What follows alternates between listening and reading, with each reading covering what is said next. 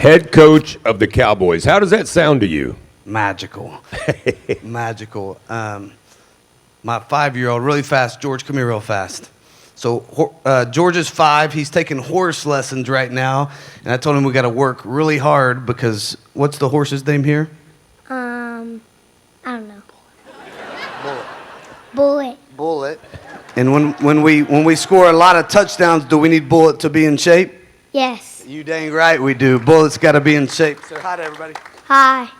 Well, I can tell you right now that the announcer and Bullet are a little out of shape, so we're going to have to work on that moving forward, but that's what we're excited about with your offense. I talked to your parents, your grandmother down here. Your dad told me he knew at a pretty young age that you would be a coach.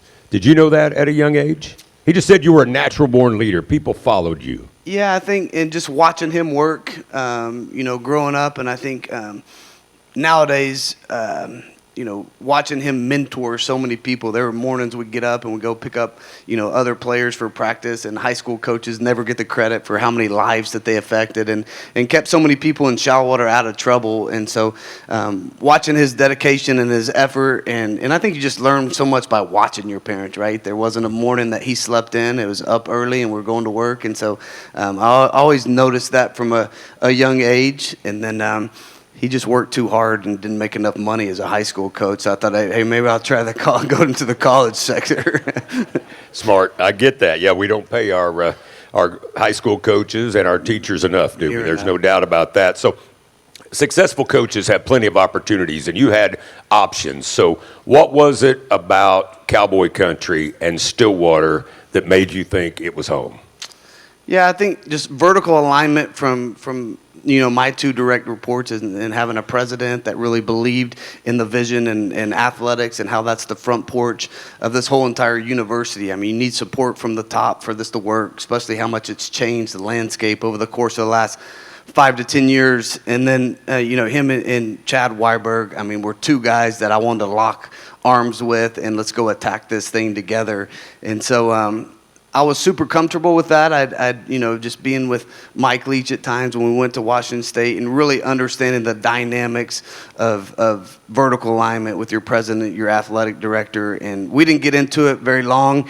And, Maggie and I looked at each other and said, those are people that we want to embrace and go to work with every single day. And there's a lot of advantages. I mean, I grew up in a small town. You grew up in a small town. Stillwater's still that small town feel. There's a lot of advantages to living in a small town, but raising your kids here. Yeah, my wife's town, a home of 2,000 people, I think, is what their population. Mine is around 3,000 right now. And I think just the genuine relationships that you build, and for us to be able to embrace ourselves in this community and find a church home in Stillwater and to be able to you're so much more proud of the things that I think that when you do it the hard way. And so I believe in doing things the hard way, the tough, gritty way. I've earned everything I think that I've gotten in life, and I feel like I'm going to relate to everybody in this town and in the state of Oklahoma that are proud alumni. You talked about it earlier, but Boone Pickens Stadium has become a really special place. Loyal fans that get rowdy and raucous, and they continue to come. And you've been in there several times, said you haven't had any luck, which we kind of like that, but we want you to have a lot of luck in there moving forward, obviously. But what stands out to you about, we talk about the close sidelines, and what stands out to you about that home field advantage over there? Yeah, I think just the distractions that it creates for the opponents. I mean, I have ringing memories in my ear of those paddles hitting while you're getting adjustments. People. Yeah, you're getting adjustments for a coach trying to talk, and people are screaming all kinds of things at you. The paddles are hitting.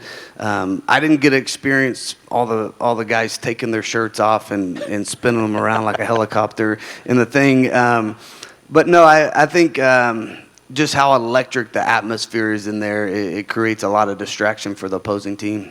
Yeah, no doubt about that. So I think all of our OSU people, and the president mentioned this, have an appreciation for the fact that you wanted to finish the job you started, get through the conference championship. We were all rooting for you to get into the playoff, but that's part of the Cowboy code, like we talked about, and that's another reason we think you'll fit in here so well, because we finished what we started. So why was that so important, and what was that like juggling 2 jobs there for a little bit?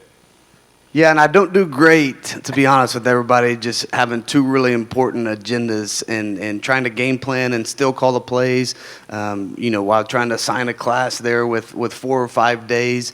And then, so naturally, I think right now my 100% attention has switched over to the focus of Oklahoma State football, and super important for me to build relationships with our current players right now, and then to go out and hire a great staff. That way we can prepare ourselves for the portal window that's coming up in January. And so it's been nice to finally feel like my feet are on the ground in Stillwater and have one focus, and that's making Oklahoma State football the best it possibly can be. Well, you learned a lot from Coach Mike Leach, a legendary coach who we all love to listen to his rants and all. I don't know if we'll get rants out of you. That'd be cool, but I hadn't thought about that. But how much did you learn from Coach Leach? And just give us some examples of how much you learned, but then also what you take from him that we will see. Yeah, I think, Mike was so quirky in front of a microphone, and he's so famous for all the YouTube rants that we remember, his marriage advice, if he likes candy corn or not. I mean, just so many of the weird sound bites that he had. I love That's the mascot right, the mascots, who would win in a fight, right? So I'm not that creative, and I don't think that fast on my feet to come up with some of those crazy things for a press conference. But I think Mike was really militant in the way that he built his program, and the standard was the standard, and he was going to hold everybody in that building accountable. It didn't matter if you were the best player, you're the starting quarterback, or you're the backup punter. Everybody lived to the same standard. And so I think I tried to build our program within those four walls the same way, and the accountability and the discipline and us being able to do things hard together. I mean, we'll bring a lot of that stuff that's a bunch of Mike Leach philosophy with me. Love that. So he gave you a nickname. I wonder, not everybody knows the nickname he gave. You want a water? Somebody? Oh, you got one. Okay. All right. He gave you a nickname. I wonder how you felt about that nickname back then, and maybe how you feel about it now. Maybe it's the same. Maybe it's different. I've almost grown out of the nickname. There's not many people left. There's only 2 or 3 people that still call me the elf. So it's not always, the most complimentary thing. When I could tell by the look you're giving me, you're glad I brought it up. There's the elf right there. Now, I have some great pictures of me in an elf costume. And then, but yeah, Mike gave me the nickname the elf. And then it was during a team meeting that he gave me the nickname. And that next Thursday, when I went to put on my uniform for practice, my uniform was entirely green. Green tights, green pants, green jersey. He had taped elf ears on the outside of my helmet. And I said, Mike, I'm not practicing in this stuff.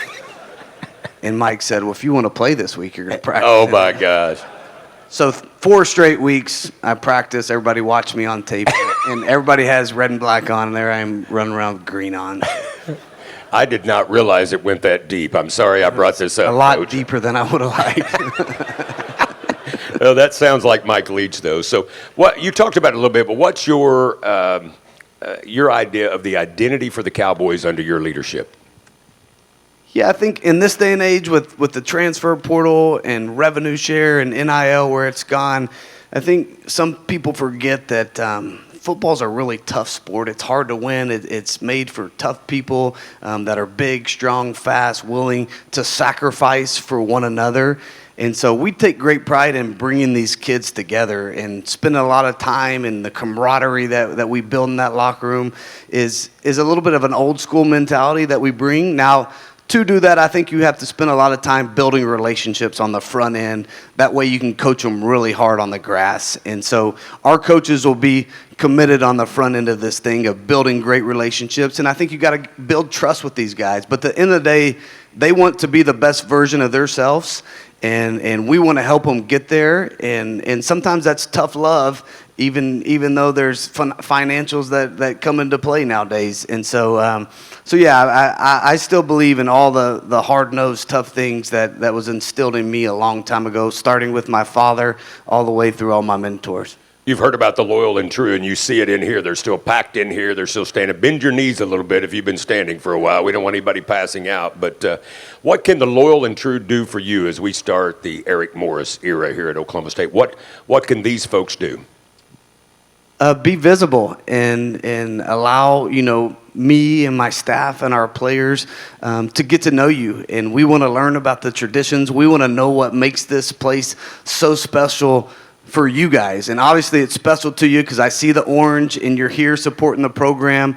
And I think sports have this unique ability to make us feel some way. And I think you have those memories of everybody coming together in a stadium that come from different backgrounds, from different financial, from different socioeconomical things. And it's this common ground where we all come together and we love one thing together. And that's the magic of sports, and no better place than Stillwater. And so I want to know the memories. I don't know why this is special to you. And so when you see me in town, please don't hesitate to come up and introduce yourself and tell me your story. And that allows me to grow in my history knowledge of Stillwater in this program, which I'm reading up at a fast rate right now. But yeah, we want those feelings to come back, of magical feelings in the greatest stadium in the nation. And let's do something special that's never been done together. Maybe a nickname you like better is the quarterback whisperer. I keep talking because you've had a great run of exceptional quarterbacks, and I just wonder what your thoughts are on that nickname, and why have you been so successful with the quarterback position? There's been a lot of people that have had a hand in that, and I think I've learned from two really good ones in Mike Leach and Cliff Kingsbury how to identify them and then how to develop them, right? And then two, so many of my coaching staff have done such a good job. I mean, we've had great quarterback coaches, but we really believe in the process, number one, that we have recruiting-wise. And our process is different than everybody else's. Sometimes it's a little bit slower than everybody else's because all those guys are uniquely talented in their own way, none of them the same. The one thing that sets all those guys apart is their ability to process information really fast and what's going on in between the brains. And so we have a way that we're able to judge that in the recruiting process. And so if I take a 3-star quarterback, nobody get mad at me. Like, that's all I can say, right? we have a set of qualifications and a kind of a formula that we have to recruit in these guys. Play calling has been important to you. Will that continue here in Stillwater? And maybe talk just a little bit more about your offensive philosophy. Yeah, it's what I love to do. I mean, that's where I get my passion out on Saturdays, my competitive nature of going out there and feeling like I'm still a part of the game with our players. It's the way I connect with them during the course of the week, obviously. And so, yeah, my plan is to continue to do it. And I think, too, you know, I got a PhD in how to throw the football early on in my career. And the one thing that always aggravated me or upset me is that, you know, we could be the number one passing offense in the nation 4, 5, 6 years in a row, and we didn't have any hardware or championships to show for it. So as I started researching, I knew I needed to commit to running the football. I knew that, you know, teams that can run the football win in December and they win championships. And so when we went to Incarnate Word, you know, we started recruiting tight ends and we started getting really heavy involved in how to run the football effectively. And so we've kind of been able to mesh those together over the course of the last 6 or 7 years and think we have a great formula right now for really successful, efficient offense. As you met with our former players, I know Blake Jarwin, former Cowboy, former Dallas Cowboy, his ears perked up when you said tight end, and I know Terry Miller, who's in our Ring of Honor, Yep. He got fired up about that running attack as well. Talk about the other side of the ball defensively. What will be the mindset? Yeah, we want an aggressive defense to match up with this offense, and I think the stop rate is so important now from an analytical base. And then two, tackles for losses, turnovers, just ways that we can create havoc on the offenses. I think these offenses have gotten so good, and for us to want to just sit back and wait and play into their hands, I think that's really hard to do these days. So, you know, we'll have to have some really good playmakers on the edge, you know, especially at corner and safety to play the man-to-man coverage. That way we can get a little bit more exotic on the pressures that we're going to do. But I think getting people in third and long situations on third down is key for us and getting them off the field. Obviously, you know, we at one point we're leading the nations in turnovers gained this year, and so that'll be a huge deal for us is negative plays. How about your staff? I know it's early. We just got you here yesterday. How's your staff shaping up? Yeah, really good. I mean, a bunch of guys that I trust that have been with me quite a while, and so hopefully the course of the next 2 or 3 days, my life will be consumed with trying to fill out my staff. And there's so many people now in the recruiting department on that side of it, support staff-wise, so those will hopefully be things I can really work through this week. I've had some time to think about it and have some great visions in my head on the way that's all going to line up for me. And so between that and then really it's finals week for our players right now. And so trying to find time the next couple days to get them into the office, to start building a relationship with them will be my most two important objectives. Well, we talked about we were voted the best football venue in America. That is something you can recruit to, but this has also been voted America's friendliest college town, so you've got that to look forward to. I'm sure Stan Clark will want you to get some Eskimo Joe's cheese fries if you haven't done that yet. I have not yet, but that's on the I would definitely put that on the list. So, Coach, we just want to welcome you to your new home. And you can see that the OSU family and everybody's watching online, and everybody is so excited to have you, your family, and your eventual coaching staff in Cowboy country. So thank you so much, and welcome to the family, Coach. So blessed to be here. Thank you. Thanks, Coach. Enjoyed that. Thank you. Great job today. Yes, sir.